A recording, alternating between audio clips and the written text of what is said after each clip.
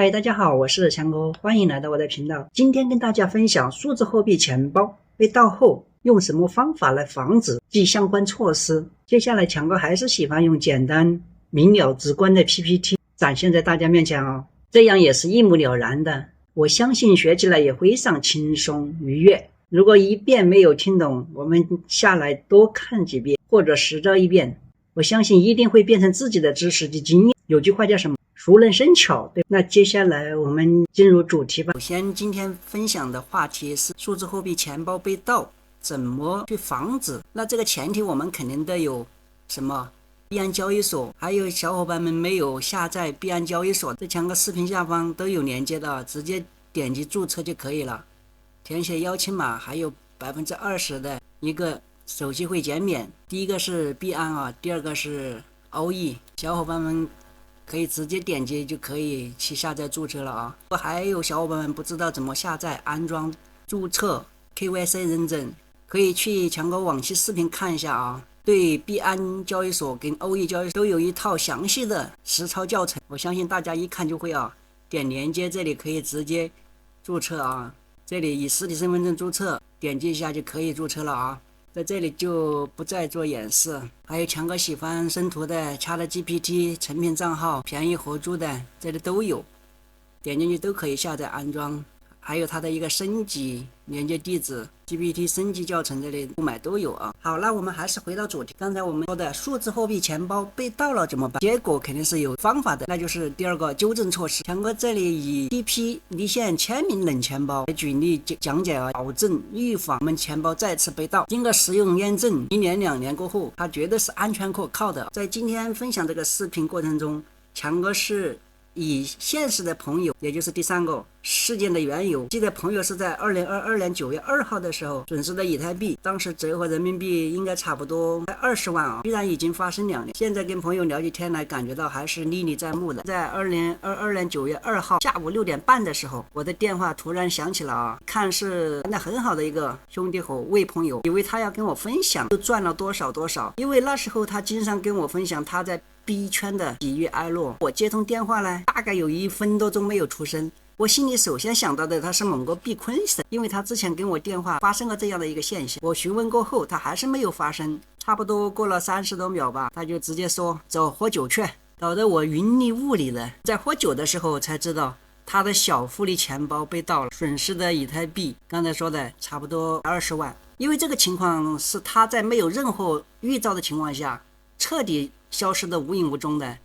所以今天跟大家分享一下，希望能够帮助到币圈的新老朋友们。当然本期视频还是主要是以新朋友为主啊，但强哥还是在这里要强调，不管是币圈新朋友还是大神啊，我们都要时刻需要提高警惕，保护好自己的财产安全。在我跟朋友聊天中呢，朋友他也深刻的回忆，有意识到问题的根源肯定出现在私钥这一关键的信息泄露，因为那是一个关乎资金安全的秘密，一旦落入他人之手，后果不堪设想啊！因为我们在币圈每个人都深知，在中心化的数字货币世界里，私钥就是那把开启一切大门的钥匙，它拥有至高无上的权限，无需任何的繁琐的身份验证流程，便能轻易2举的转移走所有的资产。根据朋友提起，可能是在某个时刻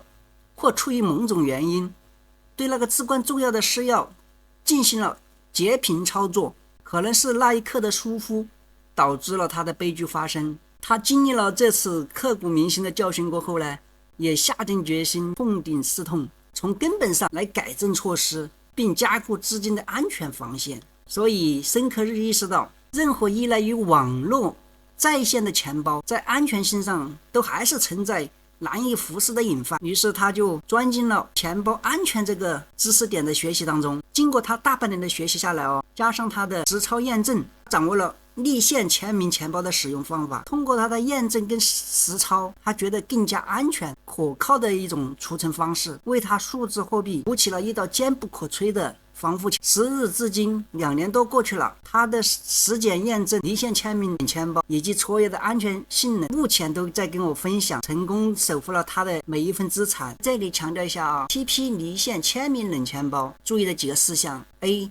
TP 钱包 APP 下载防骗。苹果手机必须要在海外的 App Store 下载，不要在国内的 App Store 里面下载安装。安卓手机必须要在 Google Play 商店下载，不要在任何的国内应用商店里面下载。第三个 C 要特别注意啊 ，APP 的开发者 TP-LTD 才是正确的。今天跟大家分享的是如何用2台手机给一笔转账做离线签名。那在开始操作之前，我觉得有必要跟大家解释一下离线签名是如何工作的。钱包核心是由公钥和私钥这对密钥对构成的。公钥和私钥是通过特定的算法产生的，它无需3方机构即可验证身份确认来交易。私钥是可以计算出公钥，但是公钥是不能算出私钥的。私钥呢，它是需要保密的，而公钥呢，它是公开的，所以它是由公钥可以得到地址，别人给你转账，把地址告诉别人就行了。比如以以太坊20的公链为例，地址是 OX 开头的一串代码，私钥它是非常长而且无规律的，所以为了方便记忆，一般可以翻译成12个英文单词。我们把这些单词称之为助记词，而助记词呢，就是需要我们精心保管的丢失、遗忘、泄露助记词，就意味着这个地址下所产生的资产就不是你的了。因为助记词的来源于特定算法，并和公钥是相对应的，所以助记词是无法修改和第三方找回的。当你怀疑这个私钥可能已经泄露，那就必须尽快转移全部的资金安全。私钥的功能就是对一串字符进行加密，而公钥是可以对它私钥加出来的密进行解密，这就是非对称式的加密技术。那接下来我们就以实际举例说明啊。这个其实跟手机操作一样的步骤啊，强哥就喜欢用 PPT 这样展现，我觉得还是比较简单明了、一目了然的啊。比如说我们准备了这2台手机 ，A 一个是在线手机，在线就是有线的啊，有网络的 ；B 就是离线手机，也就是断网的。这一台是永远不可联网的离线手机。所以在离网之前呢，我们就要先把钱包软件这些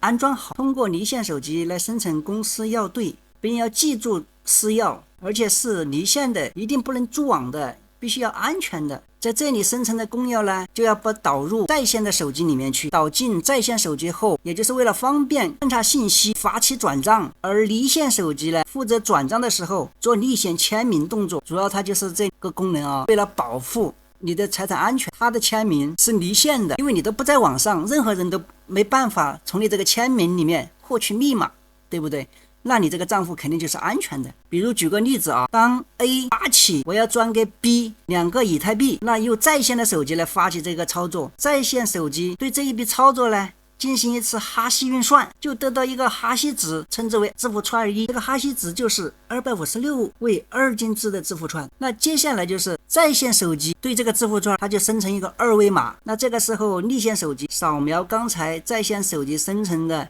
字符串的2维码，进行一个私钥加密，它就会另外得到一个密码，自动生成一个2维码。那接下来我们用在线手机扫描它生成的2维码，我们就获得了这个密码，都是一环扣一环的啊，很简单的。那最后在线手机就会对这笔交易进行全网广播，它会同时将 A 转给 B 的2个以太坊的这条信息加上公钥加上密码一并发送到全网。当矿工们收到这一笔转账申请的时候，会进行身份验证，他们会将 A 转给 B 的2个比特币这条信息进行一个哈希运算，得到了一个字符串。这个字符串呢，要和你原来计算出的是一样的，也就是跟这个字符串1相同。用这个公钥对密码进行解密，又会得到一个字符串，我们帮它叫字符串2。如果字符串1跟字符串2是相等的，没有一个错误的，那我们就证明身份验证成功，它这个交易是有效的。那接下来我们举例操作一下 TP 钱包，是可以支持多链的啊，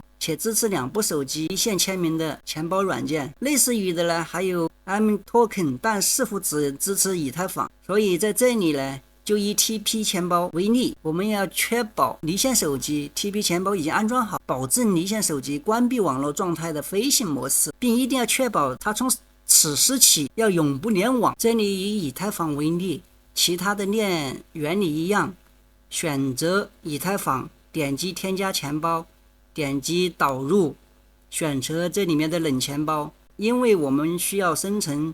新的助记词，就点这里面就可以了。点击此处，点我知道了。那接下来就出现很多条条款款啊，都是一些霸王条款，我们打勾就好了。打勾过后呢，下一步就会新的助记词就生成好了。在这里强哥要重点提示一下啊，这是非常重要的助记词，要非常谨慎的用笔来抄。这些助记词切记不可切屏、拍照、录像等一切可能组网的设备来记录这一切。抄写的时候避免周围有其他人或监控，包括自己家的监控也要避开，这些都是有组网的风险。而且官方也是推荐我们用最传统的笔和纸来记录下来的，而且要严格的保管这张纸。早期的比特币拥有者很多都是因为遗失了助记词，导致损失成为土豪。所以为了防止操作，强哥建议多抄几遍再来检查，确认无误过后点备份完成进行验证。这个时候呢，你就需要把刚才助记词按照刚才的记录顺序依次点上，点好过后我们就前往导入，它这时候就会自动生成助记词。在这里呢，以后如果手机损坏呀，或者更换手机软件啊，我们在这一步导入助记词就好了，大家不必担心手机坏了，钱包软件倒闭了。只要世界上以太坊还存在，你的钱还是你的钱，它一直会在以太坊的公链上。手机和软件只是一个工具，只要你记住是要在，钱就在这里面。我们在这里要跟钱包取一个名字啊，跟设置一个密码，以后每次签名的时候要输入这个密码。这个呢倒是本地的，遗失和忘记都没有关系，重新导入一遍助记词就可以了。那我们在这里设置好了，就点击开始导入，支持你的离线冷钱包就做好了。那接下来我们要配置在线观察钱包及打钱到离线冷钱包的一个流程操作啊。我们在离线手机里面打开离线钱包，点击二维码符号，生成二维码，用在线的手机的以太坊列表中点加号，找到导入，再点观察钱包，用扫一扫，扫描这个二维码，也就是扫描刚才离线手机生成的这个二维码。那第四步就是要获取的地址，点同意，我们再点导入，成功后就关掉我们刚才这个离线的二维码。这个时候我们就要对比一下地址，一一对应，我们的观察冷钱包配置就设置 OK 了。这个时候你可以为这个钱包起一个名字，下次或者用到的时候我们就直接好找一点。那接下来我们就可以打钱了。首先呢，我们要到币安里面打点以太坊，到我们刚才这个地址里面，用在线的手机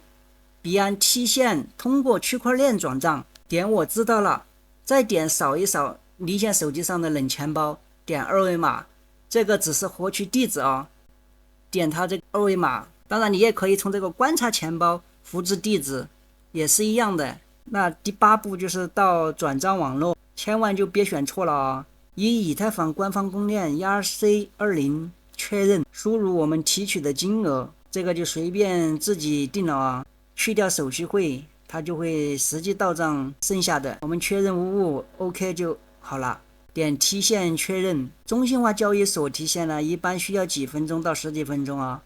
就会跳出来到链上显示交易的哈希，后面也就是到账成功，也会收到币安的邮件，它也会通知。那接下来我们再分享一下通过离线的方法把这些以太坊再打出来的一个流程。这个也非常简单，我们就直接用在线手机复制以太坊的钱包其他的一个地址，也就是说你的在线手机的以太坊里面有个钱包地址，我们就随便复制一个，再回到刚才配置的观察钱包，